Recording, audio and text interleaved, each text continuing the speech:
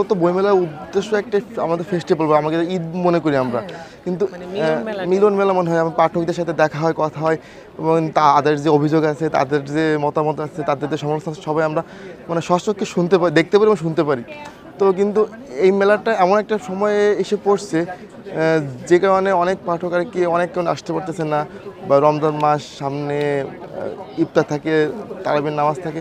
তো প্রায় অধিকাংশ পাঠক কিন্তু এখানে মানে বইমেলাটাকে আসতে চাইলেও আসতে পারতেছে না, বা যারা মানে ঢাকার বাইরে থেকে আসতো তারা কিন্তু আসতে পারতেছে না। তো এটা আসলে আমাদের জন্য ক্ষতি এবং আমাদের বইমেলাটা জন্য ক্ষতি। কিন্তু যেহেতু বইমেলাটা একবার না হলে সেটা আরও বড় ক্ষতি হতো, তো আমি মনে করি এটা একটা পজিটিভ দিক যে বইমেলাটা পরে হলেও যে হচ্ছে।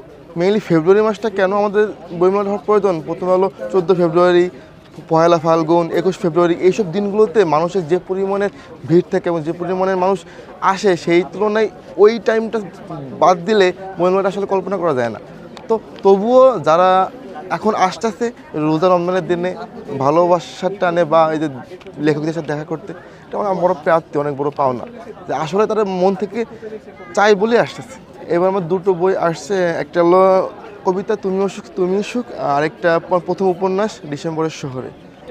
উপন্যাস মূলত একটা সামাজিক এবং রোমান্টিক জনরার লেখা, তবে আমি বলতে পারি এটা ডিফারেন্ট থিঙ্কিং থেকে আমি লিখছি যে মানুষের আমাদের গল্প কিন্তু গল্পটা অন্যরকম। তো এটা ওইভাবে বলে শেষ করা যাবে না। এটা আশা করি যে পাঠক পড়ে অন্তত তার জীবনবোধকে উপলব্ধি করতে পারবে এবং তার যে চিন্তা শক্তি ওটাকে সে আরও বেশি প্রখরভাবে বুঝতে পারবে।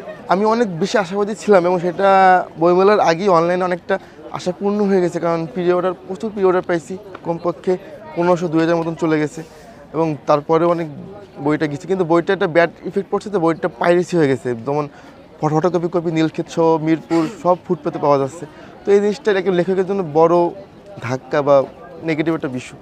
তবে আশা করি তবুও যারা সচেতন পাঠক তারা এটা মানে অরিজিনাল বইটাই কিনবে। আমি তো কবিতার মানুষ ছিলাম, তো কবিতার আমার একটা নির্দিষ্ট পাঠক তৈরি হয়েছে এবং হবে।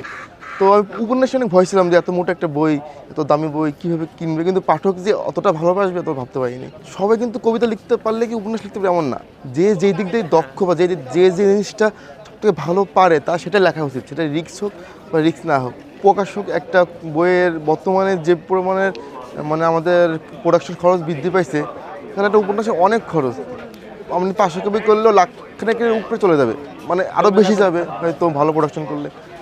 তো তাই এটা নির্দিষ্ট পাঠক তৈরি না হলে কোনো পক্ষে রিস্ক নিতে চায় না। এটা আসলে আমাদের দোষ না, এটা মানে লেখকদের দোষ, মানে প্রকাশকের দোষ, তারা দুইজনের মধ্যে আর কি একটা আন্ডারস্ট্যান্ডিং বিষয় আসে না। তো অনেক নতুন নতুন বুকশপ চলে আসছে এবং এখন তারা এত বেশি কম্পিটিশন শুরু হয়েছে, তারা ডিসকাউন্ট দিতে দিতে আমাদের মানে ইন্ডাস্ট্রি এবং বইয়ের সাহিত্য একটা পাঠকদেরকে ওইভাবে ওটা মানে অভ্যস্ত করে ফেলছে।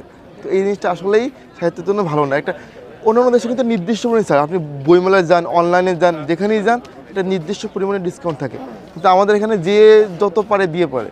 তো এই জিনিসটা আমাদের জন্য ভবিষ্যতে আরও বেশি মানে ব্যাক ইফেক্ট ফেলবে।